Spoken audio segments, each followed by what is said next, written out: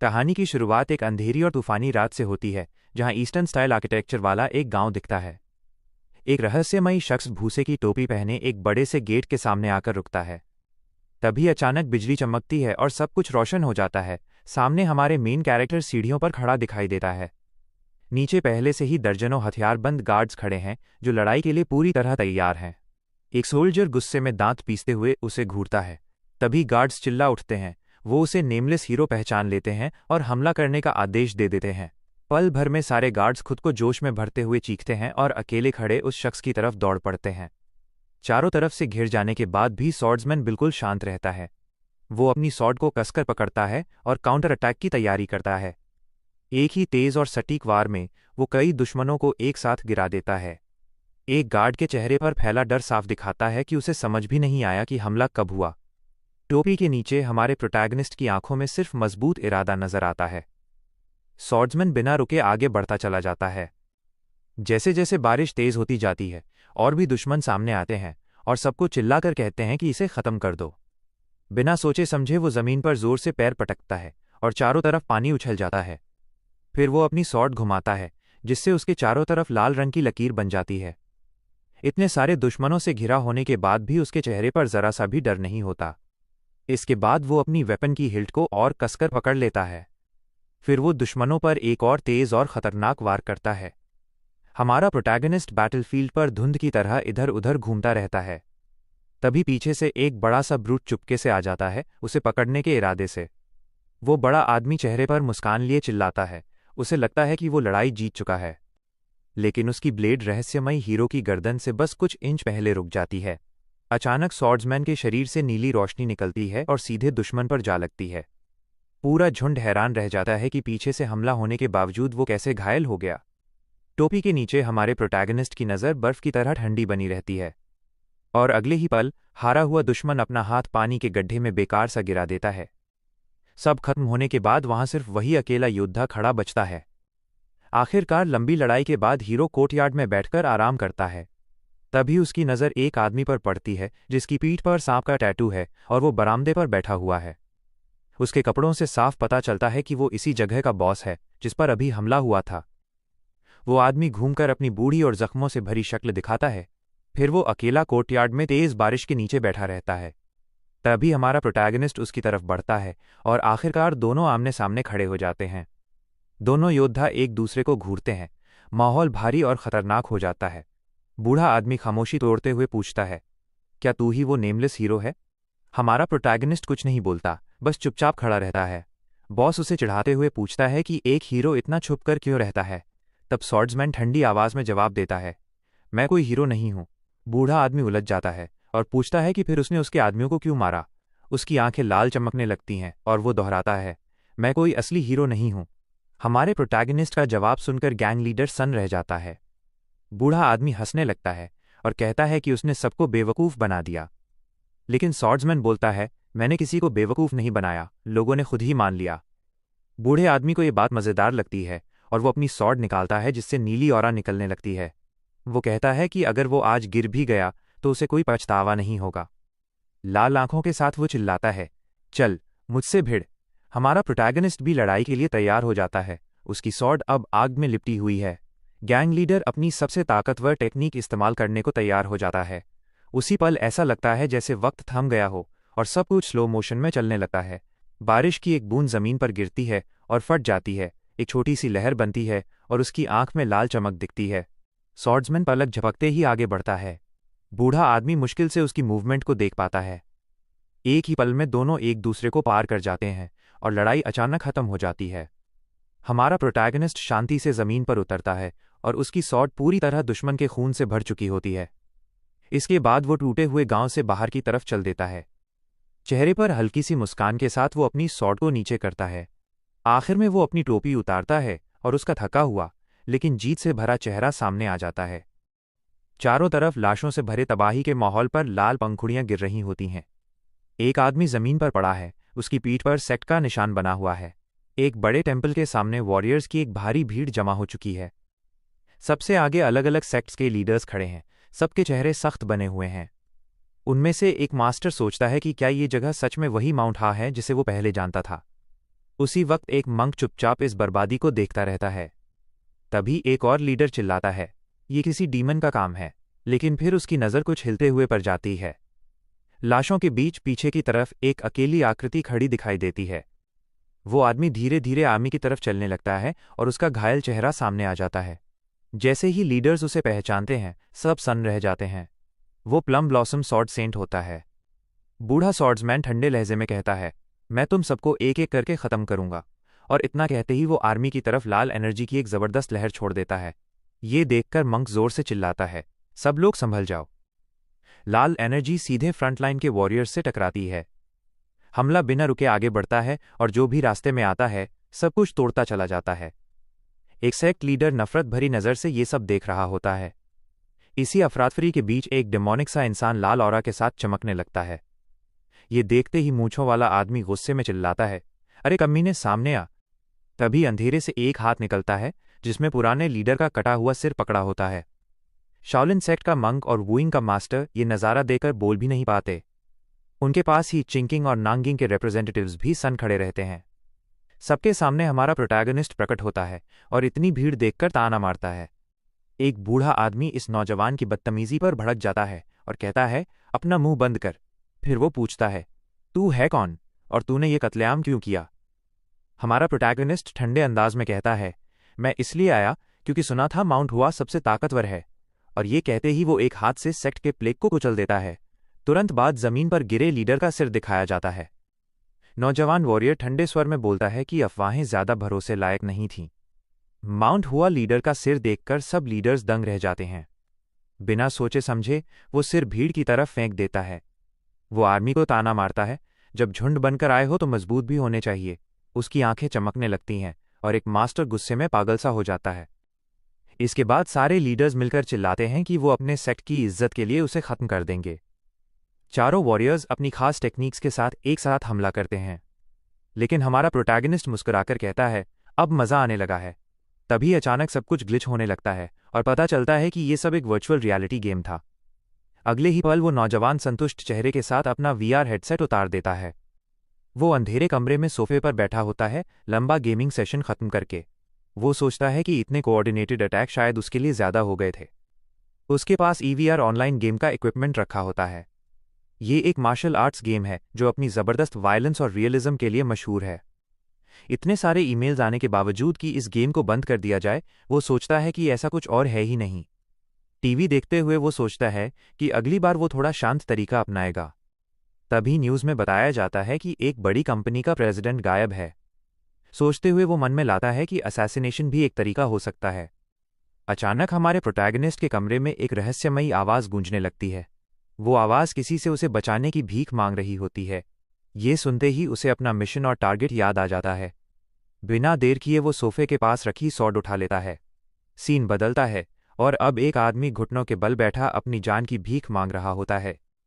उसका चेहरा बुरी तरह सूजा हुआ है और वो रोते हुए दया की गुहार लगा रहा है। तभी हमारा प्रोटैगनिस्ट एक बड़ा सा स्लेजहैमर लिए सामने आ जाता है। डरावनी मुस्कान के साथ वो पूछता है, क्या तू सच में चाहता है कि तुझे छोड़ दिया जाए? आदमी मासूम बनने की कोशिश करता है और कहता है कि उसे नहीं पता कि उसे क्यों अगवा किया गया। लेकिन हमारा प्रोटैगनिस्ट उसकी एक बात पर भी यकीन नहीं करता और स्लेजहैमर दिखाकर उसे डराता है। तभी उस आदमी के क्राइम्स की फोटोज सामने आ जाती हैं और वो सन्न रह जाता है। नौजवान कहता है, अगर तूने कुछ गलत नहीं किया होता तो तू मेरा शिकार नहीं बनता। घबराकर वो आदमी माफ़ी मांगता है और बार बार सॉरी बोलता है। लेकिन हमारा प्रोटैगनिस्ट उसे मारते हुए याद करता है, मुझे छोड़ दो।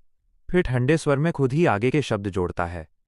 वो कहता है, ये शब्द अब सुन सुनकर थक चुका हूं, और स्लेजहैमर से जोरदार वार करता है।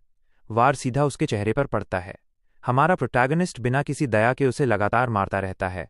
आदमी पलटकर हमला करने की कोशिश करता है, लेकिन नौजवान आसानी से बच जाता है। फिर वो उसके मुक्के को रोककर उसकी उंगलियां तोड़ देता है। घायल होने के बाद भी वो आदमी नफरत भरी नज़रों से उसे गालियां देता है। अचानक वो आदमी चमकती आंखों के साथ खड़ा हो जाता है और बदला लेने की कसम खाता है।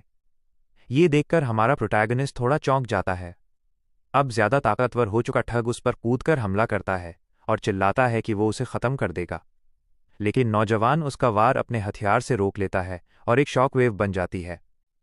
हमलावर हैरान रह जाता है कि उसका हमला इतनी आसानी से रुक गया। इसके बाद हमारे प्रोटैगनिस्ट के शरीर से लाल ऑरा फूट पड़ता है। वो दुश्मन के पेट पर जोरदार मुक्का मारता है। दर्द से आदमी का चेहरा टेढ़ा हो जाता है और वो पूरी तरह हार जाता है। आखिर में नौजवान पर्पल एनर्जी के आखिरी ब्लास्ट से लड़ाई खत्म कर देता है। उस जोर से वो आदमी पीछे उछल जाता है। पूरी तरह टूट चुका वो जमीन पर गिर पड़ता है। उसका चेहरा बुरी तरह सूज चुका होता है। डर के मारे वो खुद को पीछे घसीटते हुए कहता है कि वो नहीं चाहता कि नौजवान उसके पास आए। वो चीखता है कि वो किसी भी हाल में मरना नहीं चाहता। हमारा प्रोटैगनिस्ट समझाता है कि ज़्यादातर इंसान हर्बिवोर्स जैसे होते हैं, लेकिन कुछ कार्निवोरस लोग होते हैं जो कमज़ोरों का शिकार करते हैं। आदमी शीशे की तरफ देखता है और उसे अपने शिकार लोगों की परछाइयां नजर आती हैं। तब नौजवान बताता है कि वो ऐसे प्रेडेटर्स का हंटर है। उसकी परछाई ठग को ढक लेती है और वो डर से जम जाता है। चमकती लाल आंख के साथ वो आखिरी वार की तैयारी करता है। वो स्लेज हैमर घसीटता हुआ आगे बढ़ता है और आदमी उसे रुकने की गुहार लगाता है। ठग कांपते हुए चिल्लाता है, मेरे पास मत आ। तभी दरवाज़ा जोर से टूटता है और कई हथियारों से लैस पुलिस ऑफिसर्स अंदर घुस आते हैं। वो हमारे प्रोटैगनिस्ट को घेर लेते हैं और चिल्लाते हैं कि हिलना मत। उन्हीं में से एक सूट पहना आदमी आगे आकर अपना नाम डांग बोंगू बताता है। वो अपना बैज दिखाकर हमारे प्रोटैगनिस्ट को अरेस्ट करता है। डिटेक्टिव उसे गंभीर नज़रों से देखता है और नौजवान की आंखें लाल चमकने लगती हैं। हमारा प्रोटैगनिस्ट सोचता है कि पुलिस उसे ढूंढ कैसे पाई। तभी डिटेक्टिव हवा में वार्निंग शॉट चला देता है।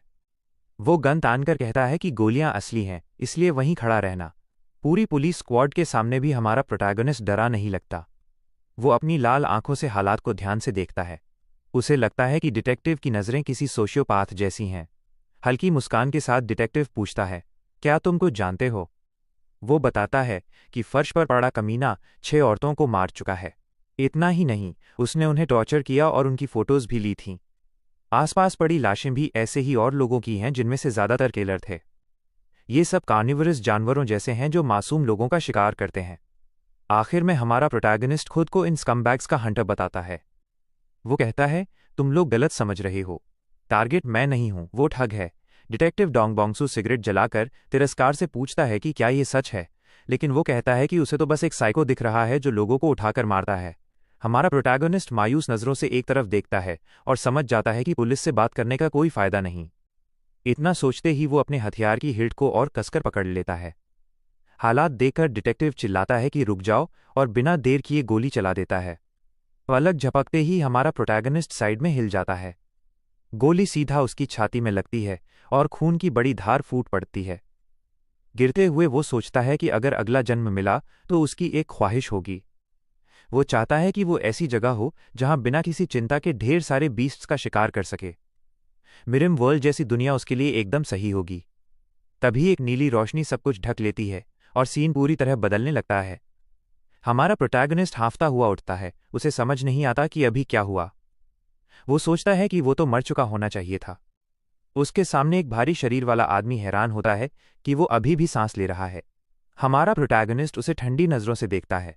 उसकी एक आंख लाल चमक रही होती है। आदमी गुस्से में उसे लिटिल पंक कहता है। फिर वो उसके कपड़ों का कॉलर पकड़कर उसे झकझोर देता है। वो रोते हुए चिल्लाता है कि उसे यहां घसीट कर लाना कितना मुश्किल था। नौजवान सोचता है कि क्या उसे यहीं खत्म कर देना चाहिए। उसकी नज़रें देखकर वो आदमी डर जाता है और धमकी देकर वहां से भाग जाता है। अकेला रह गया नौजवान उदास चेहरे के साथ उसे जाते देखता रहता है। वो उठने की कोशिश करता है, लेकिन उसका शरीर बिल्कुल साथ नहीं देता। आदमी उसे गंदे फर्श पर पड़ा छोड़कर चला जाता है। अचानक उसके पूरे शरीर में बिजली की तरह तेज दर्द दौड़ जाता है। वो बेबस होकर गिर पड़ता है और बुदबुदाता है कि उसका शरीर पूरी तरह टूट चुका है। तभी उसे एहसास होता है कि वो किसी मुलायम जानवर की खाल पर लेटा है। उलझन में वो आसपास देखने लगता है। फिर वो अपने हाथों को देखता है और समझ जाता है कि ये उसके नहीं हैं। वो अपने शरीर को देखता है और पाता है कि वो बहुत पतला और कमज़ोर है। पीठ छूकर उसे कई पुराने जख्म और निशान महसूस होते हैं। हैरान होकर वो खुद को घसीटते हुए एक छोटे से विंडो तक ले जाता है। बाहर का नज़ारा देखकर उसकी लाल आंखें फैल जाती हैं। वो एक गांव देखता है, बिल्कुल जाने पहचाने ईस्टर्न स्टाइल के घरों वाला। तभी उसे एहसास होता है कि वो सच में मिराम की दुनिया में है। ताकत न होने के कारण वो ठंडे गंदे फर्श पर बेहोश हो जाता है। उसकी आंखों से खुशी के आंसू लगातार बहने लगते हैं। मुस्कुराते हुए उसे याद आता है कि उसकी आखिरी ख्वाहिश पूरी हो गई। तभी एक स्क्रीन सामने आती है जो प्लेयर डोंग बोंगू को मर्म ऑनलाइन में वेलकम करती है। ये देखकर वो पागलों की तरह हंसने लगा। सीन एक स्टेबल में शिफ्ट होता है जहां एक जवान लड़का सफाई का काम कर रहा होता है। चारों तरफ घोड़े खड़े हैं और वो रोज की तरह अपने काम में लगा हुआ है। अचानक एक आदमी दरवाज़ा जोर से खोलता है और उसे सू कहकर बुलाता है। लड़का घबराकर पीछे मुड़ता है और पहचान जाता है कि ये उसका मास्टर मैचल है। बदबू की वजह से मास्टर उसकी नाक पकड़ लेता है और उसे अपने साथ चलने को कहता है। लड़का हकलाते हुए बोलता है, मैंने अभी स्टेबल की सफाई पूरी नहीं की है। इतना सुनते ही मचू बिना चेतावनी उसके चेहरे पर जोरदार घूंसा मार देता है।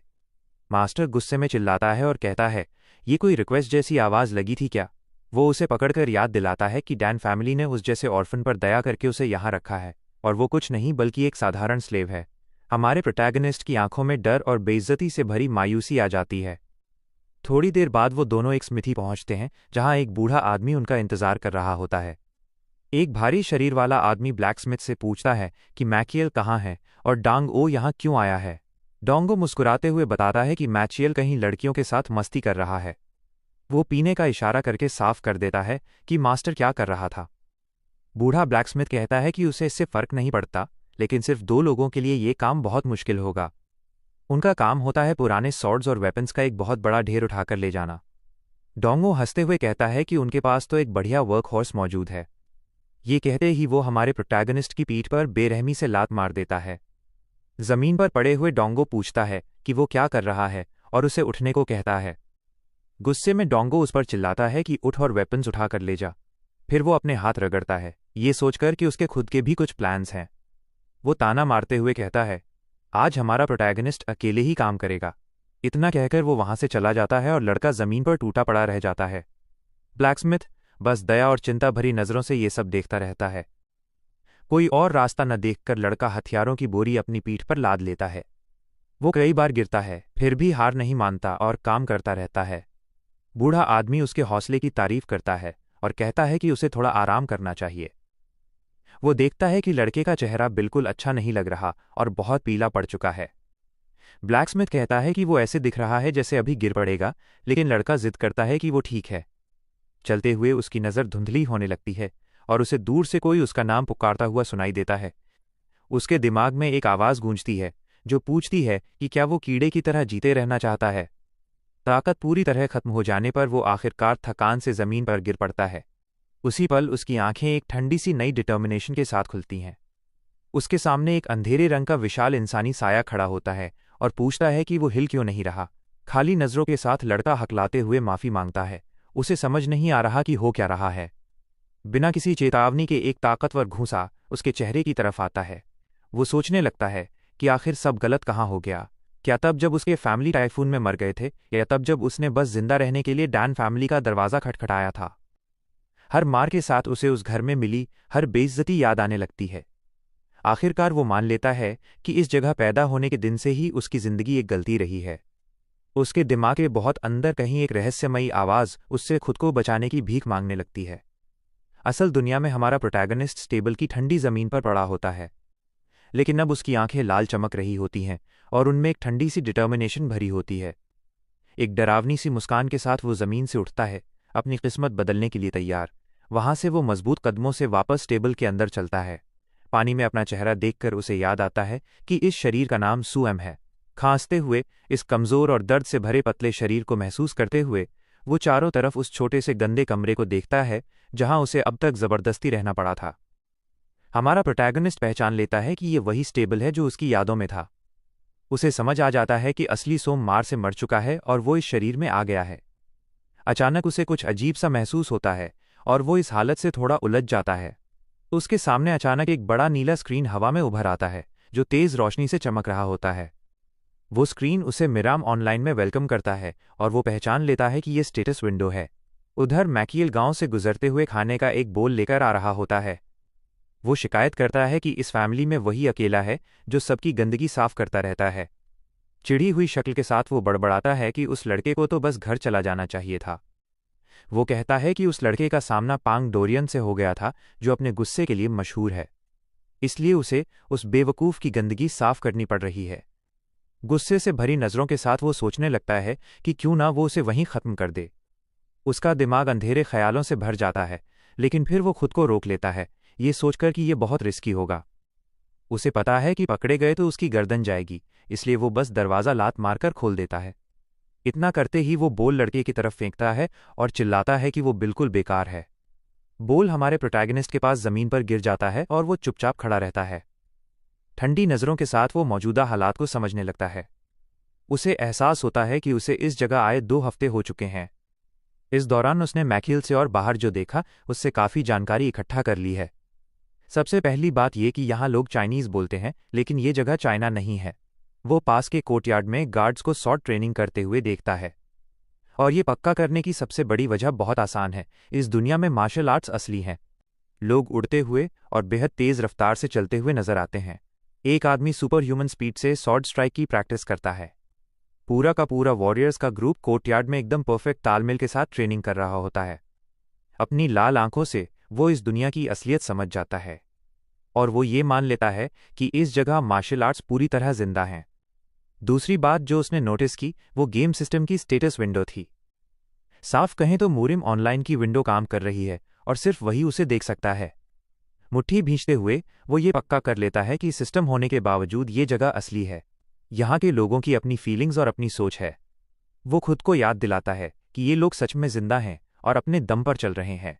ये कोई गेम के एनपीसी नहीं हैं। ये अपने अपने जीवन वाले लोग हैं। ये सोचकर वो खुद से पूछता है कि वो इंसान है या इस दुनिया में बस एक प्लेयर। नीले स्क्रीन को देखते हुए वो इस पूरी हालत से हैरान रह जाता है।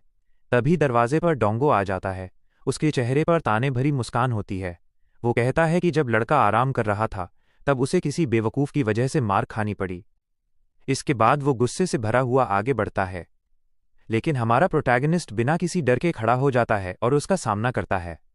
फिर वो ज़मीन पर पड़ा खाना वाला बोल उठा लेता है। एक पल सोचे बिना वो सारा खाना वहीं खड़ा खड़ा खा जाता है। डांग ओ उसकी इस हरकत से आग बबूला हो जाता है और धमकी देता है कि वो उसे अभी खत्म कर देगा। जैसे ही घूंसा आता है वो बोल से ही उस वार को सटीक तरीके से रोक लेता है। भारी आदमी हैरान रह जाता है और उसी पल हमारा प्रोटैगनिस्ट उसके चेहरे पर घूंसा मार देता है। उसकी लाल आंखें और तेज चमकने लगती हैं। उसकी नई डिटर्मिनेशन साफ दिखती है। अगले ही पल वो ब्रूटल ताकत से डोंगो की गर्दन पकड़ लेता है। जमीन पर गिरते हुए डोंगो कहता है कि जिसे वो जानता था वो लड़का अब कहीं नहीं है। हमारा प्रोटैगनिस्ट बस उसे नफरत से घूरता रहता है। ठंडी आवाज में वो जवाब देता है, जिस इंसान को तुम जानते थे वो बहुत पहले मर चुका है। पूरी तरह गुस्से से भरकर वो इसे एक बार में ख़त्म करने को तैयार हो जाता है। बिना रुके वो उस ब्रूट के चेहरे पर जोरदार घूंसा जड़ देता है। डोंगो की आंखों में डर भर जाता है और उसके मुंह से खून बहने लगता है। एक डरावनी मुस्कान के साथ हमारा प्रोटैगनिस्ट बिना किसी रहम के हमला करता चला जाता है। चारों तरफ खून बिखर जाता है जब जवान योद्धा अपना गुस्सा निकालता है। कई बार करने के बाद वो रुकता है और लाल ऑरा के बीच खड़ा हो जाता है। वो आंखें बंद करता है, उस पल की गर्मी को महसूस करता है और जो हुआ उस पर सोचता है। फिर वो खुद से पूछता है कि वो इंसान है या प्लेयर, लेकिन कहता है कि इससे फर्क नहीं पड़ता। इस तबाही को देखकर वो मान लेता है कि ये जगह हकीकत है। वो इस दुनिया का कानून महसूस करता है जहां मजबूत ही राजा होता है। यहाँ वो बिना छिपे अपनी असली पहचान के साथ शिकार कर सकता है। वो खुद को एक प्रेडेटर मानता है जो अपने नेचुरल हैबिटेट में आज़ाद भेड़िए की तरह घूम सकता है। उसे लगता है कि बाहर गैंगो नाम की जो जंगल है उसमें उससे भी ज़्यादा खतरनाक और डरावने प्रेडेटर्स घूम रहे हैं। मुस्कुराते हुए वो कहता है कि जैसे ही उसका शरीर ठीक होगा वो फिर से हंट करना शुरू करेगा। असली प्रेडेटर्स के लिए ये जगह मौके से भरा स्वर्ग है और इस दुनिया में डिवाइन मिराम ही वो जगह है जहां उसे आखिरकार घर जैसा एहसास होता है। वर्तमान में वापस आकर वो डोंगो की लाश के पास बैठकर थोड़ा आराम करता है। वो खुद से बोलता है कि ये आदमी हंट करने लायक नहीं था, लेकिन उसे एक चीज़ चेक करनी है। ये सोचकर वो फर्श पर पड़ी बॉडी की तरफ घूमता है और अपना टेस्ट करने के लिए तैयार हो जाता है। जैसे ही वो इन्वेंट्री शब्द बोलता है उसकी आंखों के सामने एक बड़ी सी ब्लू स्क्रीन खुल जाती है। स्क्रीन को देखकर उसे लगता है कि यहाँ कुछ गेम से अलग है। मिरम ऑनलाइन में इन्वेंट्री एक ग्रिड जैसा होता था जहाँ हर स्लॉट में एक आइटम होता था, लेकिन यहाँ इन्वेंट्री विंडो एक ही बड़ा सा स्पेस है। जिज्ञासा में वो अपना हाथ उस अजीब सी तैरती हुई ब्लू स्क्रीन के अंदर डालता है। अंदर की जगह बेहद बड़ी होती है, कम से कम सुपायन जितनी। वो अपने हाथ को देखता है, फिर डोंगो की लाश को देखता है उसके दिमाग में एक नया आइडिया आता है और उसे याद आता है कि उसने गेम में भी ऐसा ही किया था। वो आदमी के चेहरे पर हाथ रखता है और बोलता है, इन्वेंट्री स्टोरेज। अचानक बॉडी कंप्यूटर बग की तरह ग्लिच करने लगती है और स्क्रीन के अंदर खिंच जाती है। हमारा प्रोटैगनिस्ट हैरानी से देखता रह जाता है, जैसे ही सब कुछ ब्लू लाइट में डूब जाता है। नीली एनर्जी पूरी बॉडी को अंदर खींच लेती है और पीछे कुछ भी नहीं बचता। वो चौंक जाता है और समझता है कि लाशों को गायब करने के लिए ये एबिलिटी कितनी काम की है। उसके मन में सवाल आता है कि क्या जिंदा चीजें भी इसमें जा सकती हैं और क्या वो अंदर जिंदा रह पाएंगी। सोच में डूबा हुआ वो तय करता है कि उसे और एक्सपेरिमेंट्स करने होंगे। अगला दिन आता है। एक कोर्टयार्ड में कई आदमी आपस में बातें कर रहे होते हैं। हमारा प्रोटैगनिस्ट फर्श साफ कर रहा होता है, वहीं दो आदमी किसी बात पर गॉसिप कर रहे होते हैं। दोनों हंसते रहते हैं और उनके चेहरे पर ताने भरी मुस्कान होती है। युवा लड़का अपना काम करता रहता है, लेकिन गार्ड्स की बातों पर पूरा ध्यान देता है। तभी अचानक उनमें से एक गुस्से में उसकी तरफ मुड़ता है। बिना किसी वार्निंग के वो आदमी उसके चेहरे पर जोर का थप्पड़ मार देता है। वो उसे बेकार कहता है और पूछता है कि क्या वो अचानक गूंगा हो गया है। हमारा प्रोटैगनिस्ट अजीब सी मुस्कान के साथ हकलाने लगता है और डिमेंशिया का नाटक करता है। गार्ड उसके कपड़े पकड़ लेता है और उसे म्यूट कहता है, बोलता है कि ज्यादा नखरे मत कर। फिर वो एक घोड़े की तरफ इशारा करता है और उसे घुमाने ले जाने का हुक्म देता है। युवा लड़का झुककर हाँ कहता है और हकलाते हुए अपनी एक्टिंग बनाए रखता है। आदमी चिढ़ जाता है कि ये ठीक से बोल भी नहीं सकता और उसे चलने के लिए कह देता है। इसके बाद हमारा प्रोटैगनिस्ट घोड़े को लेकर गांव की गलियों में निकल जाता है। वो लोकल मार्केट की भीड़, लोगों और दुकानों को ध्यान से देखता है। उसकी आंखें इस नई जगह की हर छोटी डिटेल को समझने की कोशिश करती हैं। तभी वो देखता है कि कुछ बच्चे गली में छिपकर उसे देख रहे हैं। अचानक उनमें से एक लड़का हंसते हुए उस पर पत्थर फेंक देता है। पत्थर सीधा उसके सिर पर लगता है और वो हैरानी से पलटकर देखता है। ठंडी नज़रों के साथ वो दर्द महसूस करता है और उसके चेहरे से खून बहने लगता है। बच्चे अजीब अजीब मुंह बनाकर उसका मजाक उड़ाने लगते हैं और उसे बेवकूफ़ कहते हैं। एक लड़का उसे म्यूट सूज कहकर बुलाता है, लेकिन उसकी नज़र से ही डर जाता है। उनके सामने युवा लड़का एक साय में बदल जाता है। उसकी लाल आंखें गुस्से से भरी होती हैं। लड़का अपनी आंखें मलता है। उसे यकीन ही नहीं होता कि उसने क्या देखा। हमारा प्रोटैगनिस्ट फिर से डिमेंशिया का नाटक करने लगता है और पूछता है कि क्या हुआ। कुछ भी समझे बिना वो बस घोड़े को लेकर आगे बढ़ जाता है। तभी वही लड़का जो उसे चढ़ा रहा था फिर से हंसने लगता है। बच्चे दोबारा उस पर चीज़ें फेंकते हैं और उसे स्टटरिंग सुआम कहते हैं। वो चलते हुए म्यूट और बेवकूफ़ कहे जाने को अनदेखा कर देता है। बिना किसी परवाह के वो सिर झुकाए बस चलता रहता है। इसके बाद कहानी मैकेल पर जाती है, जो हथियार साफ करने और डोंगो को लेकर शिकायत कर रहा होता है। वो डोंगो के कमरे के दरवाजे तक जाता है और सोचता है कि क्या वो मर गया। जैसे ही वो दरवाज़ा खोलता है, वो हमारे प्रोटैगनिस्ट को बाहर निकलते देख चौंक जाता है। मैचेल की आंखें फैल जाती हैं। वो पूरी तरह हैरान रह जाता है। अंदर झांककर वो देखता है कि सारे हथियार साफ होकर ठीक से सजे हुए हैं। वो सोचता है कि क्या उस छोटे से बदमाश ने सारा काम भी खत्म कर दिया। हमारा प्रोटैगनिस्ट डरावनी सी मुस्कान के साथ चुपचाप उसे देखता रहता है। माकियल सोचता है कि मौत के करीब जाकर शायद ये बदल गया है और अब तेजी से काम करता है।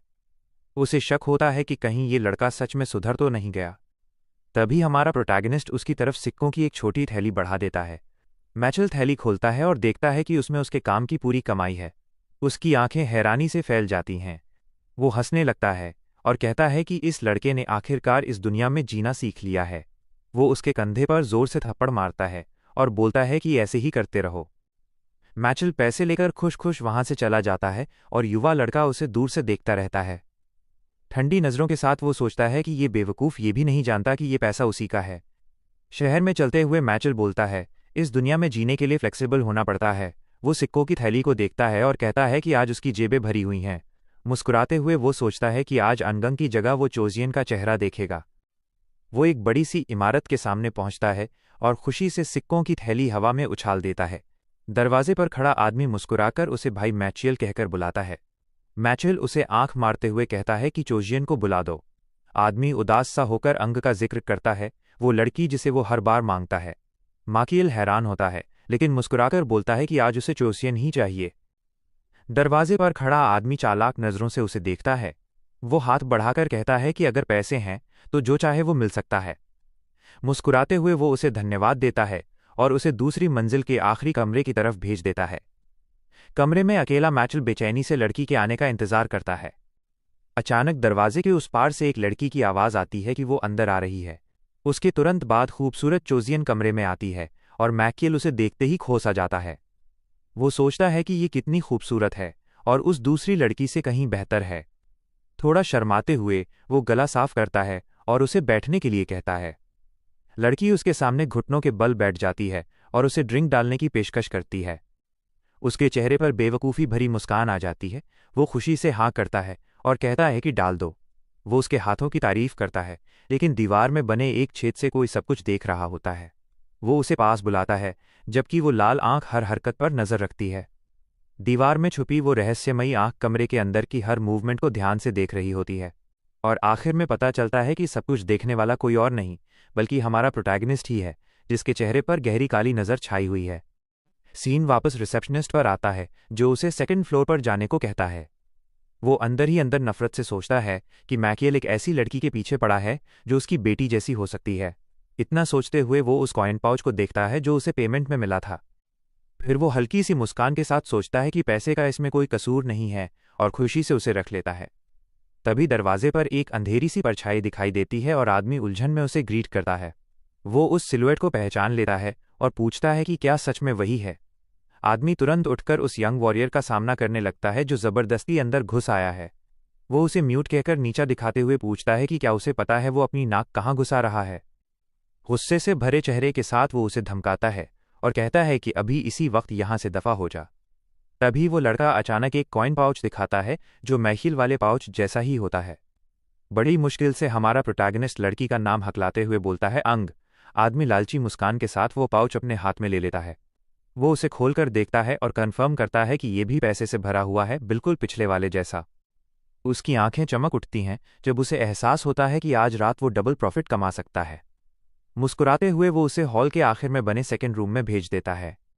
रास्ता साफ होते ही हमारा प्रोटैगनिस्ट उस कमरे की तरफ बढ़ता है जहां उसका टारगेट उसका इंतजार कर रहा होता है। अंदर मशल खुद को तैयार कर रहा होता है, लेकिन दरवाजे पर शैडो देखकर डर जाता है। तभी हमारा प्रोटैगनिस्ट पीछे से उस पर हमला करता है और उसका गला दबाना शुरू कर देता है। कपड़े के एक टुकड़े से वो आदमी की गर्दन को पूरी ताकत से कस देता है। मिचेल घबरा जाता है जब उसे लगता है कि उसकी सांस निकल रही है। उसकी आंखें खौफ से फैल जाती हैं जब उसे अपनी मौत सामने दिखती है। वो छूटने की कोशिश करता है, लेकिन उसके हाथ इतने कमज़ोर हो चुके होते हैं कि वो पलटकर कुछ कर ही नहीं पाता। नफरत से भरा हुआ वो उसे स्कमबैग कहता है, लेकिन वो लड़का अपना हमला नहीं रोकता। इसके तुरंत बाद हमारा प्रोटैगनिस्ट उसके चेहरे पर एक भयानक पंच मारता है। उसे सांस लेने का मौका दिए बिना वो एक जोरदार नी स्ट्राइक भी लगाता है। उस वार की ताकत से मैचल का शरीर उड़ता हुआ कमरे के पार जा गिरता है। उस लड़के की लाल आंख गुस्से से चमक रही होती है।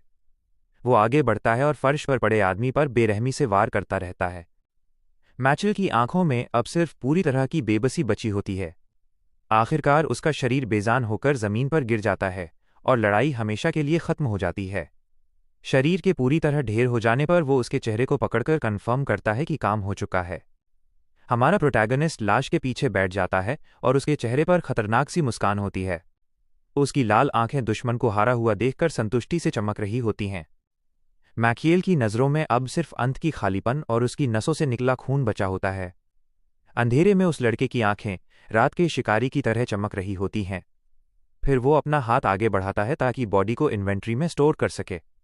पागलपन भरी नज़रों के साथ वो क्राइम सीन साफ करने की तैयारी करता है।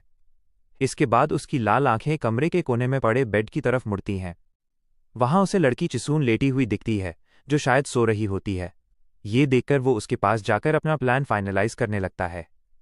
लड़की आराम से सोती रहती है, उसे पता भी नहीं होता कि क्या हो चुका है।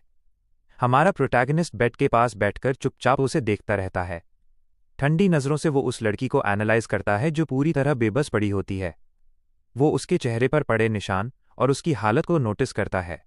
अपने दिमाग में वो उसे एक सिंपल हर्बीवोर की तरह क्लासिफाई करता है। उसे वो कमज़ोर शिकार लगता है जिसमें खुद को बचाने की न ताकत है न इच्छा। अपने ऑब्जेक्टिव्स पूरे होने के बाद वो उठता है और कमरे से निकलने का फैसला करता है। अकेले में वो रुकता है और दीवार में बनी उस छोटी सी क्रैक को देखता है जिसे उसने पहले इस्तेमाल किया था। उसी के जरिए उसने अंदर घुसने से पहले मैचल पर नज़र रखी थी। हालात देखकर वो अपना हाथ दीवार पर रखता है अपने आखिरी मूव के लिए। इसके साथ ही वो इन्वेंट्री का इस्तेमाल करता है और आदमी की बॉडी को बिना कोई निशान छोड़े स्टोर कर देता है। हमारा प्रोटैगनिस्ट खुश होता है कि उसने ये स्किल पहले ही प्रैक्टिस कर ली थी। उसे पता है कि आगे के हंट्स में ये बहुत काम आने वाली है। तभी उसे कुछ याद आता है और वो सोच में पड़कर बगल की तरफ देखता है, और जैसे उसने सोचा था वैसे ही उसके सामने गेम स्टेटस स्क्रीन दिखाई दे जाती है। स्क्रीन पर दिखता है कि फाइट के बाद उसका एक्सपीरियंस बार बढ़ गया है। इससे उसे समझ आता है कि यहाँ लोगों को खत्म करने पर सच में एक्सपीरियंस पॉइंट्स मिलते हैं। वो समझ जाता है कि अगर वो काफ़ी पॉइंट्स जमा कर ले तो लेवल अप कर सकता है। उसकी लाल आंखें और ताकतवर बनने के ख्याल से चमक उठती हैं। ज़्यादा पावर के साथ वो और आसानी से हंट कर पाएगा और जल्दी एक्सपीरियंस जमा करेगा।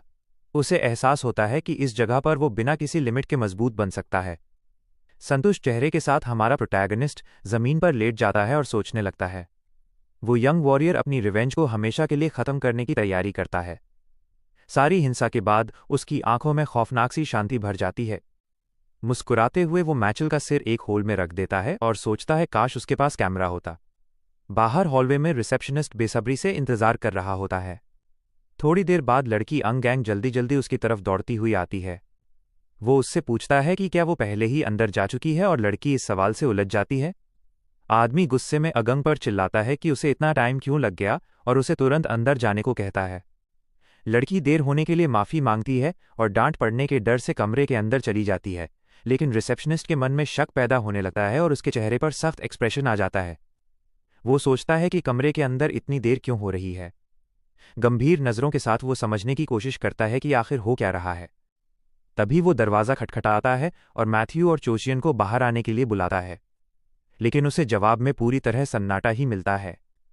इस चुप्पी से वो गुस्सा हो जाता है और उन स्कमबैग्स को गाली देता है कि जवाब क्यों नहीं दे रहे। गुस्से से भरे चेहरे के साथ वो इम्पेशेंट होकर मिचेल का नाम चिल्लाने लगता है। तभी कमरे के अंदर से डर की एक चीख गूंजती है जो उसे हिला देती है। एक पल भी नहीं सोचते हुए वो दरवाज़ा तोड़कर अंदर घुस जाता है, ये देखने के लिए कि क्या हुआ। अंदर लड़की चोशियन बेड पर सिकुड़ी हुई बैठी होती है और डर से कांप रही होती है। रिसेप्शनिस्ट की आंखें फैल जाती हैं। वो इस नज़ारे से पूरी तरह हैरान रह जाता है। छत से एक अंधेरी सी आकृति लटक रही होती है और धीरे धीरे हिल रही होती है। उस इंसान के पैर हवा में झूल रहे होते हैं, साफ बता रहे होते हैं कि वो अब जिंदा नहीं है। और तब पता चलता है कि वो लटकी हुई लाश मैचल्स की है और आदमी पूरी तरह सन्न रह जाता है। सीन बदलता है। अब अनहॉय प्रोविंस दिखाया जाता है जो नदियों और मैदानों की ज़मीन है। यहाँ की फर्टाइल ज़मीन और झीलों की वजह से इस इलाके का ट्रेड काफ़ी बढ़ चुका था। लेकिन जहाँ पैसा होता है वहाँ हर तरह के थीव्स और बैंडिट्स भी आ ही जाते हैं। इसी वजह से मार्शल आर्ट सेक्ट्स बने ताकि वो इन सबको रोक सकें और ऑर्डर बनाए रख सकें। इन सभी सेक्ट्स में से कुछ ज़्यादा मशहूर हो गए। सबसे फेमस था नेमिंग फैमिली, लेकिन सबसे बड़ा सेक्ट था डैन फैमिली। डैन फैमिली अपनी मिलिट्री स्ट्रेंथ और ब्लैक क्रो डिवीजन के लिए जानी जाती है। ये डिवीजन इन्फॉर्मेशन जुटाने में इतनी ज़बरदस्त है कि बेगर सेक्ट से भी आगे निकल जाती है। लेकिन पिछले कुछ समय से ब्लैक क्रो डिवीजन एक बड़ी प्रॉब्लम को लेकर बहुत परेशान है। एक कमरे में एक आदमी सम्मान से एक स्क्रोल अपने सीनियर को देता है। ये जीडीओ है, डिवीजन का लीडर, और उसका चेहरा बहुत सीरियस दिख रहा है।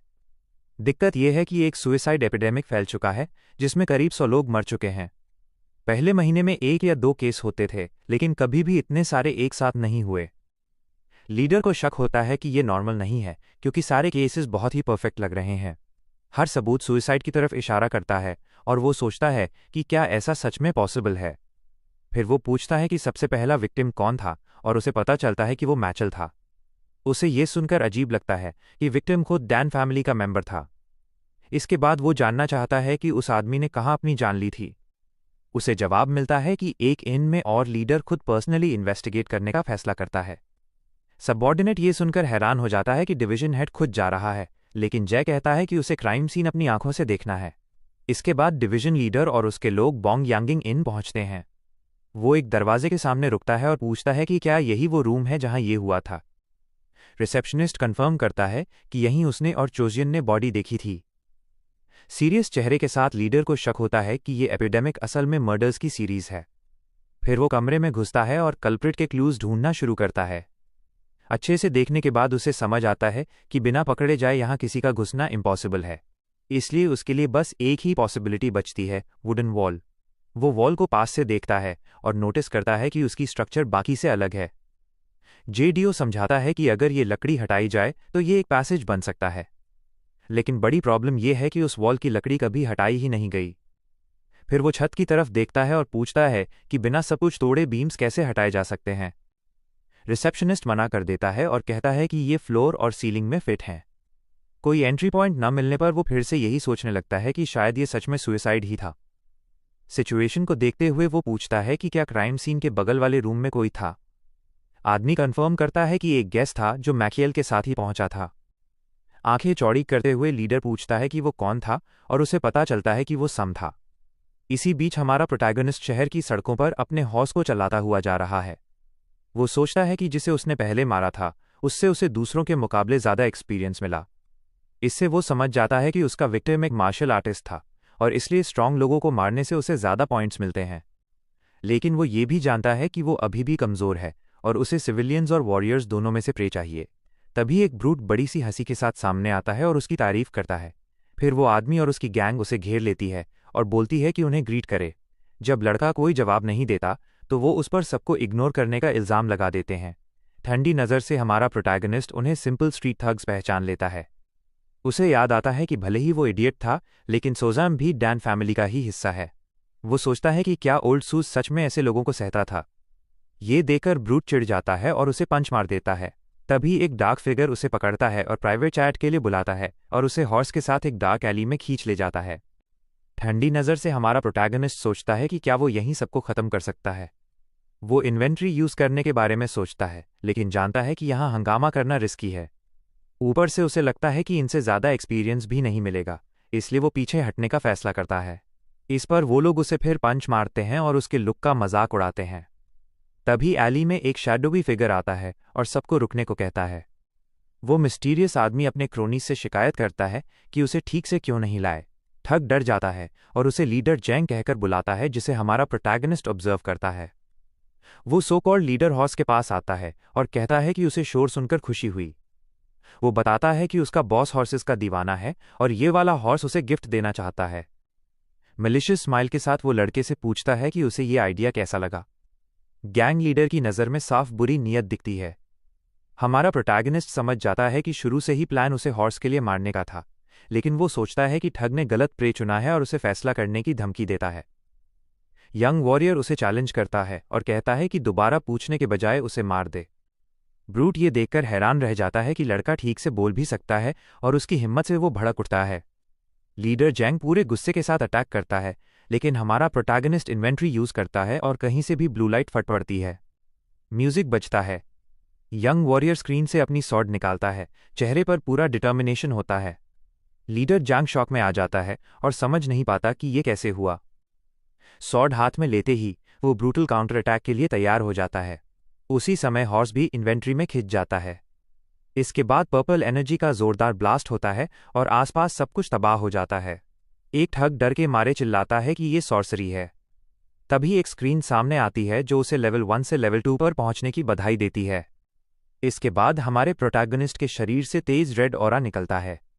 गैंग डर के मारे चिल्लाती है कि ये लड़का डीमन है और उन्हें भाग जाना चाहिए। एक बेबस सा बैंडिट घबराया हुआ अंधेरी गली में पूरी रफ्तार से भाग रहा था और सोच रहा था कि उसके साथ ये सब आखिर हो क्या रहा है। अचानक उसका पैर फिसला, लेकिन वो खुद को संभालते हुए आगे बढ़ता रहा। जैसे ही उसने सामने देखा और महसूस किया कि वो गली से लगभग बाहर निकलने ही वाला है, उसके दिमाग में सवाल घूम गया कि उसके पीछे आखिर कौन सी चीज़ पड़ी है। डर उसके सीने और पेट को जकड़ चुका था और वो मदद के लिए जोर जोर से चिल्लाया। अगले ही पल उसकी एक टांग गायब हो गई और संतुलन बिगड़ते ही वो चीखता हुआ जमीन पर गिर पड़ा। वो फिर से चिल्लाया, लेकिन कोई जवाब नहीं आया। उसकी आंखों के आगे सब धुंधला होने लगा और वो यकीन न करते हुए अपना हाथ आगे बढ़ाने लगा। सोच रहा था कि ये सच नहीं हो सकता और शायद अब वो मरने ही वाला है। उसे खुद पर गुस्सा आ रहा था कि वो तो बस एक बेकार इंसान है, ऐसा चलता फिरता पर्स जो मार खाने पर कांपते हुए पैसे पकड़ा देता है। जैसे ही वो घिसटते हुए दूर जाने की कोशिश करता है, पीछे से एमसी उसके पास आ जाता है और उसकी परछाई उस पर गिर जाती है। बैंडिट ऊपर देखता है तो उसके दिल में खौफ भर जाता है और वो सोचता है कि उसने तो हमेशा की तरह बस थोड़ा पैसा कमाने के लिए काम किया था। उसने तो बस वही किया जो वो हमेशा करता था। उसे लगता है कि उसने कुछ और गलत नहीं किया। तभी एमसी उसे मारता है और वो बेहोश हो जाता है। उसके बाद एमसी उसकी कॉलर पकड़ लेता है। आदमी सोचता रहता है कि उसके साथ सब कुछ कितना गलत हुआ और उसी हालत में उसे घसीटते हुए गली की ओर अंदर ले जाया जाता है। उसके दिमाग में एक ही ख्याल घूम रहा था कि शायद अब वो एक ऐसे डीमन के हाथों मरेगा जो दिखने में बिल्कुल आम सा लगता है। थोड़ी देर बाद गली के सबसे अंधेरे हिस्से में किसी के सामान टटोलने की आवाज़ आने लगती है। वो आवाज़ धीरे धीरे तेज होती जाती है और अचानक बैंडिट हांफता हुआ आंखें खोल देता है। एमसी नीचे उसकी तरफ देखता है और बोलता है कि आखिरकार उसकी नींद खुल ही गई। बैंडिट जो अब कसकर बंधा हुआ था उसे डीमन कह देता है। एमसी जैसे ही पास आता है, डर उसकी पूरी बॉडी में फैल जाता है।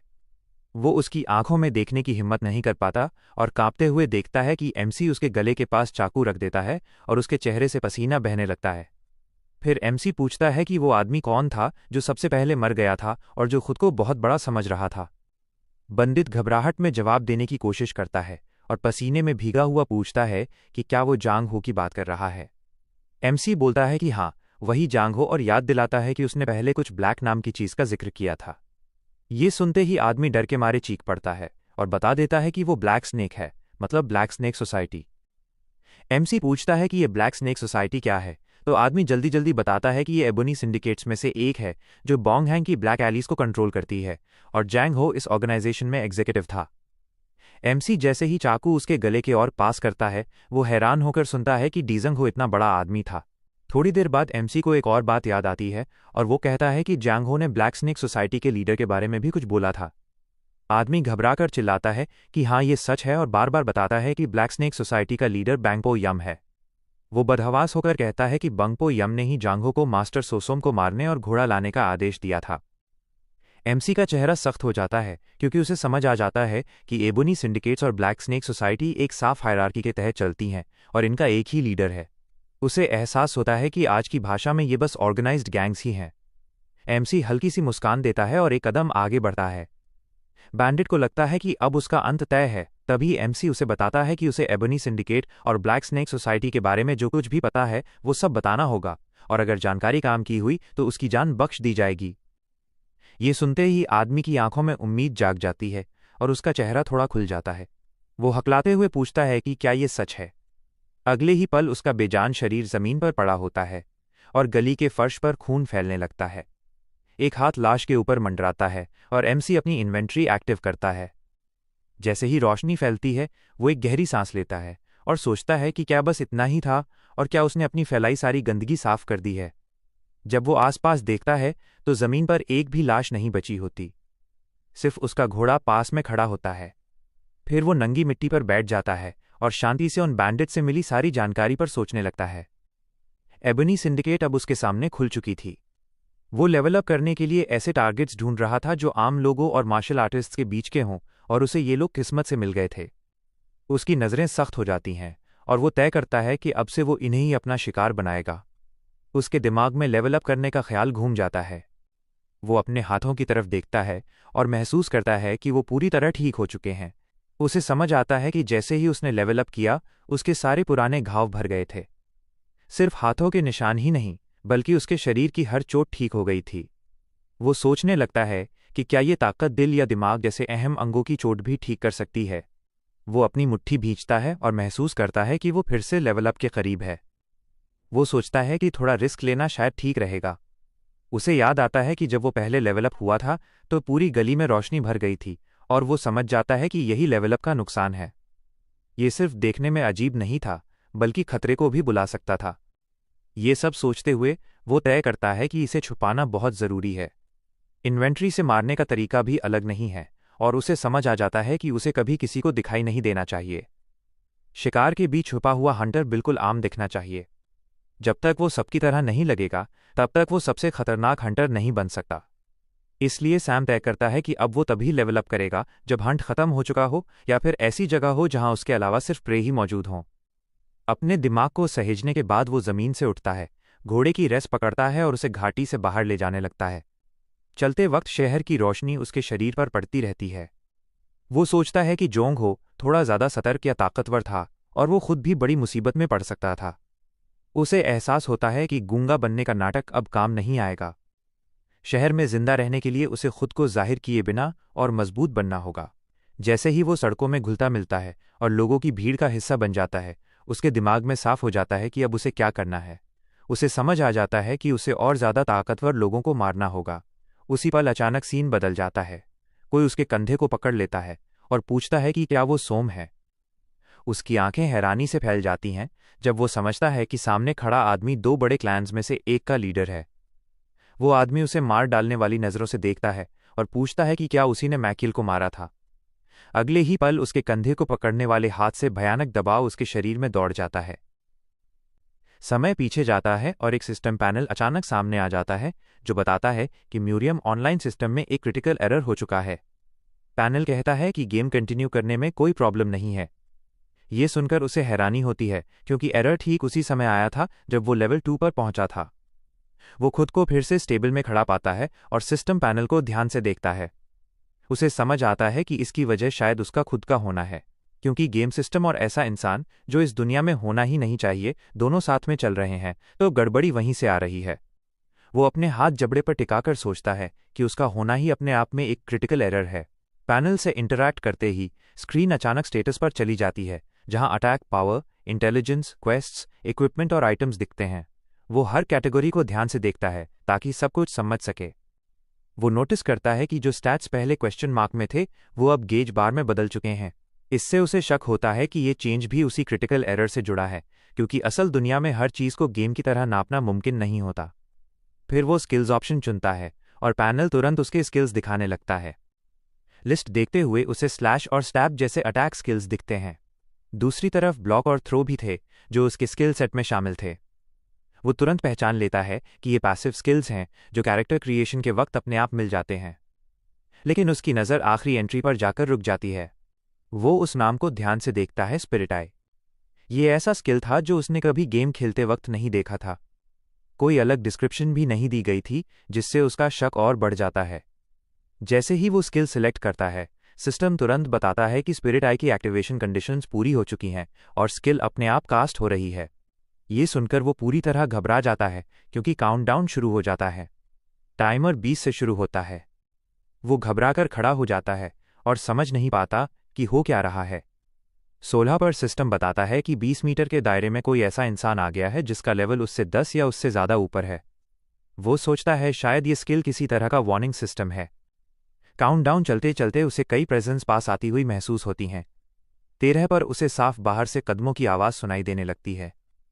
12 पर उसके पास कुछ भी करने का रास्ता नहीं बचता।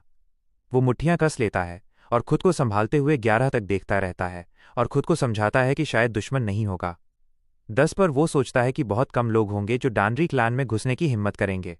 अगर सच में इंट्रूडर्स होते तो इतनी धीमी चाल से नहीं आते। 9 पर कदम दरवाजे के पास पहुंच चुके होते हैं। वो मान लेता है कि आने वाला क्लैन का कोई एक्सपर्ट ही होगा। उसे लेवल डिफरेंस का मतलब पूरी तरह नहीं पता, लेकिन उसे ये ज़रूर समझ आता है कि इतना गैप बहुत बड़ा होगा, क्योंकि लेवल 2 तक पहुंचने में ही उसे कितनी मुश्किल और खतरा झेलना पड़ा था। वो सोचता है कि लेवल 10 तक पहुंचने के लिए कितने आम लोगों को मारना पड़ता होगा। हज़ारों, शायद 10,000 से भी ज़्यादा। तभी वो उस ऑरा को महसूस करता है, उन कदमों में छुपा हुआ भारी दबाव।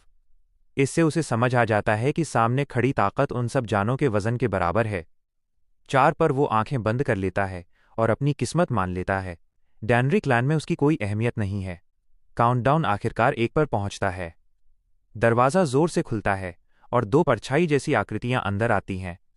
उनमें से एक को 2 बड़े क्लैन्स में से एक का लीडर बताया जाता है। उसकी नज़र सोसाम से मिलती है और दोनों की आंखें टकरा जाती हैं। वो आदमी शांत भाव से नीचे देखता है, फिर अपने बाएं हाथ से सोसम के कंधे को पकड़कर पूछता है कि क्या वो सोसम है। सोसम चुपचाप सिर हिलाकर इशारा करता है और गूंगे होने का नाटक जारी रखता है। आदमी ठंडे लहजे में पूछता है कि क्या उसी ने माचियो को मारा था। सोसम फिर भी चुप रहता है।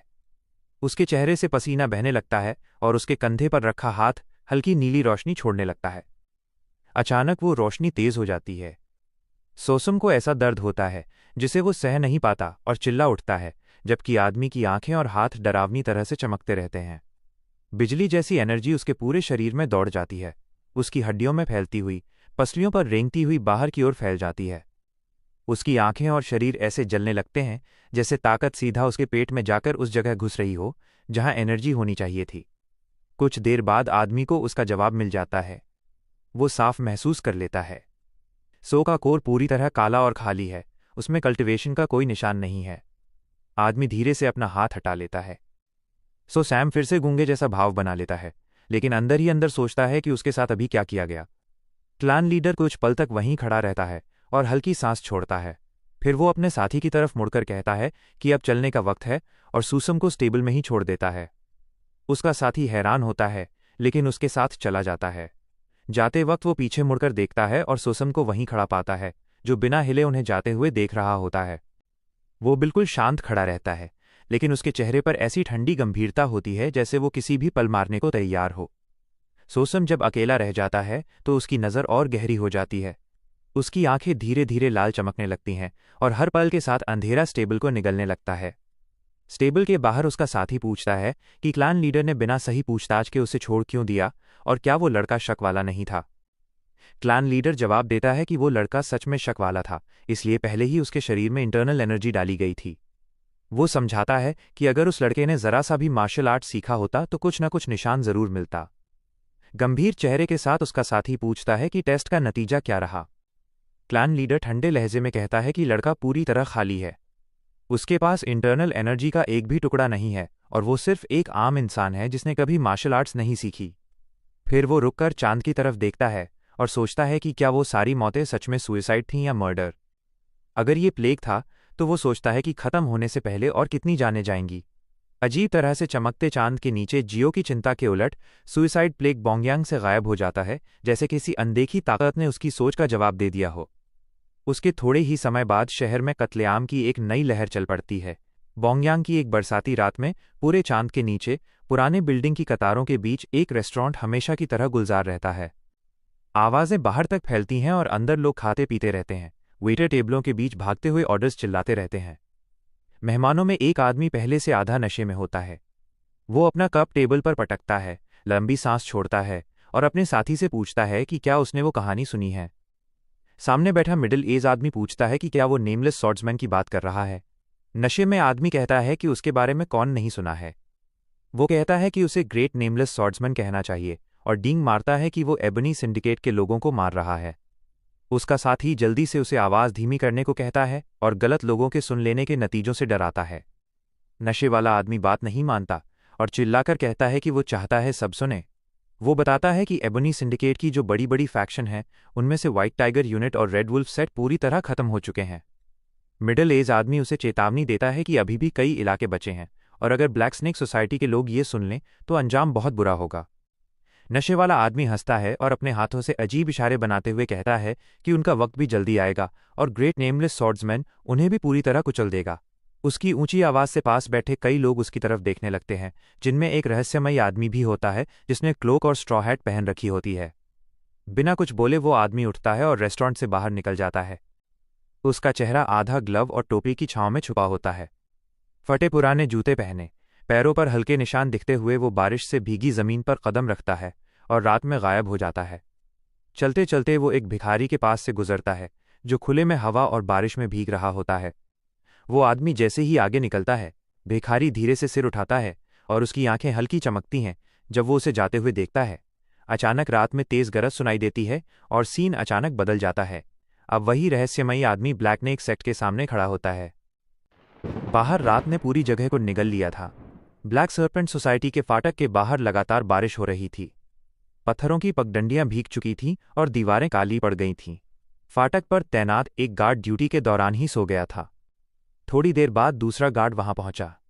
उसे देखते ही वो भड़क उठा। उसने सोए हुए गार्ड के सिर पर जोर से मारा और चिल्लाया कि ऐसे वक्त पर सो कैसे सकता है। पहला गार्ड घबराकर उठ गया और बार बार माफी मांगने लगा। सख्त गार्ड ने उसे सतर्क रहने को कहा और याद दिलाया कि नेमलेस वॉन्डरर की वजह से हर तरफ अफरातफरी मची हुई है। उसने बताया कि ब्लैक फैक्शन के 3 लोग पहले ही खत्म हो चुके हैं और अब सिर्फ ब्लैक सर्पेंट सोसाइटी ही बची है। बात करते करते उसके दिल में अजीब सी बेचैनी आ गई। उसने देखा कि पहला गार्ड फिर से झपक रहा था।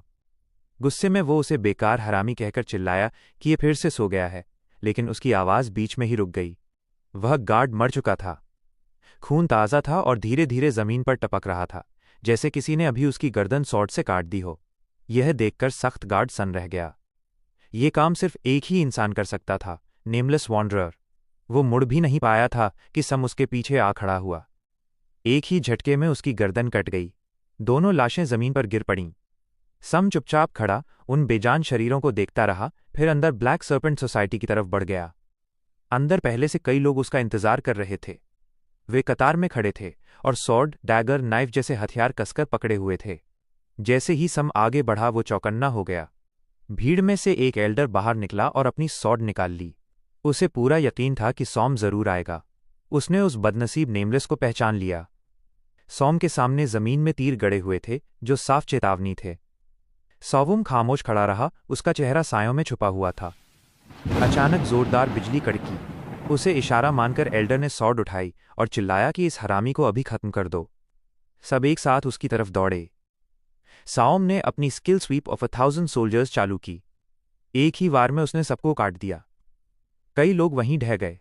जो थोड़े बचे वे जमे रह गए, समझ ही नहीं पाए कि हुआ क्या। कांपते हुए एक आदमी ने अपने बॉस की तरफ देखा और पूछा कि अब क्या करें। बॉस चिल्लाया कि आगे बढ़ो और कहा कि वो खुद इस हरामी को मारेगा। गुस्से में वो सॉम की तरफ झपटा। सम ने एक आदमी को पकड़कर हवा में उठा लिया और उसी वक्त भागते हुए बॉस को भी पकड़ लिया। दोनों को पास खींचकर एक ही झटके में उसने अपनी सॉर्ड उनके पेट के आर पार कर दी। दोनों वहीं ढह गए। उसी पल एक गंजा आदमी पीछे से सॉवुम पर टूट पड़ा। वो हंसते हुए उसे फिसलने वाला हरामी कहने लगा और चिल्लाया कि आखिरकार उसने उसे पकड़ लिया है। वो गालियां देता रहा। सॉवुम ने धीरे से उसकी तरफ देखा। गंजा आदमी मुस्कराया और उसे खड़े रहने का हुक्म देने ही वाला था कि सॉम हिल गया। उसने अपना इन्वेंट्री चालू किया और पीठ के पीछे से ब्लेड निकाल ली। एक ही साफ वार में उसकी गर्दन कट गई। वह बेजान होकर गिर पड़ा। बाकी लोग अविश्वास से देखते रह गए। किसी को समझ नहीं आया कि ब्लेड उसकी पीठ से कैसे निकली। सम ने उनकी तरफ ठंडी नजर डाली। उसी पल एक बूढ़े आदमी ने अचानक डैगर फेंकी। वो सीधी सॉम के पेट में धंस गई। खून बहने लगा और सम घुटनों के बल गिर पड़ा। बूढ़ा आदमी संतोष से मुस्कुराया। उसे लगा कि आखिरकार पक्का वार हो गया है। लेकिन तभी सम ने अपने पेट में धंसी डैगर पकड़कर खुद ही बाहर खींच ली। वो जोर से हंसने लगा। उसकी हंसी ने सबको जड़ कर दिया। सूम ने सिर उठाया और सिहरन भरी मुस्कान दी। उसकी आंखें खून सी लाल हो गईं। दोनों हाथों में डैगर पकड़कर वो उन पर टूट पड़ा। चारों तरफ चीखें गूंज उठीं। ब्लैक सर्पेंट सोसाइटी के भीतर की चीखें बाहर तक सुनाई देने लगीं। पास ही खड़ा एक आदमी कांपने लगा। उसे महसूस हुआ कि चीखें धीरे धीरे कम हो रही हैं। उसने गिनती की और समझ गया कि उनकी सिर्फ 13% ताकत ही बची है। उसका दिल बैठ गया। क्या एक अकेला इंसान सबको मार देगा? वो खुद को दिलासा देने लगा कि उन्होंने तो बस उगाही की थी, इंसानों की तस्करी की थी, औरतों को अल्कोहल हाउसेस में बेचा था। लेकिन डर ने उसकी सारी दलीलें कुचल दीं। अब उसे समझ आ गया था कि सम उन्हें मारने ही आया है। उसने पीछे की गली की तरफ इशारा किया और बताया कि वो पैराडाइज मैंशन तक जाती है जहां सोसाइटी का लीडर रहता है। वह सॉम को उसी रास्ते पर ले गया। मैंशन की तरफ देखते ही उसने सायों में छुपे कई लोगों को देखा, एम्बुश के लिए तैयार। थोड़ी देर बाद सम बाहर निकला। उस आदमी ने आदेश चिल्लाए और सारे तीर एक साथ छोड़े गए। तीरों की बारिश ऐसे की तरफ बढ़ी। सम उछलकर हवा में कूद गया और हर तीर से बच गया। कुछ पल के लिए वो दिखना बंद हो गया। तभी अंदर से एक चीख गूंजी, फिर दूसरी, फिर तीसरी। एक एक कर लोग सवाम को हर आदमी की गर्दन काटते देखते रहे। वो आदमी वहीं जम गया। डर ने उसके पैरों को जकड़ लिया। फिर भी कांपते हुए उसने अपनी सॉर्ड पकड़ी और आगे बढ़ा। अब तक उसे यकीन हो चुका था कि बाकी सब मर चुके हैं। उसने सच मान लिया कि सॉ ही नेमलेस वॉन्डरर था। जब उसने सम की खून सी लाल आंखों में देखा तो समझ नहीं पाया कि उन्होंने ऐसा क्या किया था कि ये अंजाम मिला। हैरानी और डर में वो चीख पड़ा और बोला कि सम कोई मौत का देवता नहीं है। वो अपनी बात पूरी भी नहीं कर पाया कि सॉवुम हिल गया। ब्लेड चमकी और उसकी गर्दन कट गई। सिर जमीन पर गिर पड़ा। इसके बाद सुम का इरादा साफ हो गया। उसे बस उनकी जान चाहिए थी। चारों तरफ लाशें बिछी थीं। हर तरफ खून फैला था। इस तबाही के बीच खड़ा था। उसके होठों पर हल्की सी स्मर्क आई। तभी पता चला कि वो असल में कौन है। वो था बैंगपू, ब्लैक स्नेक सोसाइटी का लीडर। सोम उस रास्ते को याद करने लगा जो उसे यहां तक ले आया था। उसके पहले निशाने व्हाइट टाइगर गैंग थे। उसने जैंगो को मार दिया और उसका लेवल बढ़ गया। लेकिन वो अब भी उनके सामने सीधे खड़े होने के लिए काफी कमजोर था। इसलिए उसने लियोर और आर्सन को अपना तरीका बना लिया। एक के बाद एक एम्बुश होते चले गए। जब तक व्हाइट टाइगर गैंग का लीडर बीहो समझ पाता कि चल क्या रहा है, तब तक उसके आधे से ज़्यादा लोग मारे जा चुके थे। इस खून खराबे के दौरान ऑफिसर्स और गांव वालों ने उसकी बेरहमी देखकर सॉम को एक नाम दिया। अब वो नेमलेस वॉन्डरर कहलाने लगा। उस नाम वाला नया मास्क मिलते ही ब्लैक फैक्शन के लोगों को मारना और भी आसान हो गया। आखिरकार जब उसने व्हाइट टाइगर गैंग के लीडर को भी खत्म कर दिया तो उसका लेवल 5 पर पहुंच गया। उसी पल उसे अपने पहले एक्टिव स्किल्स मिले। उसकी आंखों के सामने सिस्टम विंडो खुली। King gong acquired, 3 power sword technique acquired. System window बंद हुआ और उसका स्टेटस दिखा। कैटफिश जैसी, लेवल 11, 14% प्रोग्रेस। किंग गोंग एक मार्शल टेक्निक के रूप में दिखा जो शरीर को हल्का करता था। ये अभी लेवल 0 पर अप्लाइड था। लेवल 1 अनलॉक हो चुका था और मास्टरी 0% थी। 3 पावर सॉर्ड टेक्निक की पहली चाल सामने आई, स्वीप ऑफ 1000 सोल्जर्स। ये एक ताकतवर हॉरिजॉन्टल स्लैश था। यह अभी लेवल 1 पर अप्लाइड था और मास्टरी 0% थी। सॉम ने हल्का सा स्माइल किया। वो सोच रहा था कि ये तीनों स्किल्स मिलकर कितनी जबरदस्त ताकत देंगी। अब वो ब्लैक फैक्शन से हेडन टकराने के काबिल हो चुका था। जब तक बच्चे खेल खेल में नेमलेस वॉन्डरर बनकर नकल करने लगे, तब तक रेड वुल्फ कल्ट इस दुनिया से पूरी तरह मिट चुका था। डिंगयोंग में अब ब्लैक फैक्शन का सिर्फ एक ही गुट बचा था, ब्लैक स्नेक सोसाइटी। उधर ब्लैक स्नेक सोसाइटी का लीडर बैंगपू अपने बालकनी पर बैठा था। वो अंधे आसमान से गिरती बारिश को चुपचाप देख रहा था। सॉवुम उसकी तरफ आ रहा था। जैसे ही बैंगपू ने उसे देखा, वो समझ गया कि यही नेमलेस वॉन्डरर है। सॉम चुप रहा। बैंगपू जोर से हंसा और सॉम को हीरो मानने की सोच का मजाक उड़ाया। उसने उसके डरावने रूप की तरफ इशारा किया। सॉम ने शांत आवाज में कहा कि वो हीरो नहीं है। बैंगपू ने पूछा कि फिर उसने ब्लैक फैक्शन के लोगों का कत्लेआम क्यों किया। सॉम के चेहरे पर डरावनी हंसी फैल गई। उसकी खून जैसी लाल आंखें चमकीं। मैं इसलिए मारता हूं क्योंकि मैं हीरो नहीं हूं। बैंगपू फिर से ठहाका लगाकर हंसा। उसने कहा कि सॉम ने बुनांग के हर इंसान को बेवकूफ बना दिया है। सॉम ने उसी खौफनाक हंसी के साथ जवाब दिया कि उसने किसी को बेवकूफ नहीं बनाया, लोगों ने खुद ही इस पर यकीन करना चुना। बैंगपू आगे बढ़ा और अपनी सॉर्ड कसकर पकड़ ली। उसने माना कि सॉम एक दिलचस्प इंसान है। उसने कहा कि रिवर ऑफ 3 क्रॉसेस पार करने के बाद भी उसे कोई पछतावा नहीं है। उसके चेहरे पर टेढ़ी मुस्कान फैल गई। वो टकराव का स्वागत करने लगा। सॉम सच में नेमलेस वॉन्डरर है या नहीं, इससे उसे फर्क नहीं पड़ता था। बैंगपू को बस इतना साफ दिख रहा था कि सॉम उसे मारने आया है। पूरे भरोसे के साथ वो उसकी ताकत परखने के लिए तैयार हो गया। उसके शरीर से नीली ऑरा फूट पड़ी। उसकी आंखें तेज नीले रंग में चमक उठीं। बिना रुके वो सीधे सॉवुम की तरफ दौड़ा। उसी पल सॉवुम के शरीर से लाल ऑरा फूट पड़ी। उसकी खून जैसी लाल आंखें जल उठीं और वो भी सीधे बैंगपू की ओर बढ़ गया। दोनों की सॉर्ड्स आमने सामने टकराईं। बारिश से भीगी रात में टकराव की तेज गूंज फैल गई। बैंगपू ने पहला वार किया। सॉम के पेट में गहरा स्लैश लगा और खून बहने लगा। इतनी भयानक चोट के बावजूद सॉम रुका नहीं। वो लगातार हमला करता रहा। ये देखकर बैंगपू हैरान रह गया। जवाब में उसने अपना स्किल एक्टिवेट किया, जूना ओपनिंग। उसने टाइमिंग गिनी और समझ गया कि समय बहुत कम है, हमला सही वक्त पर नहीं पहुंचेगा। फिर भी उसके चेहरे पर भरोसे भरा हल्का सा स्माइल आ गया और उसने अगली चाल चली।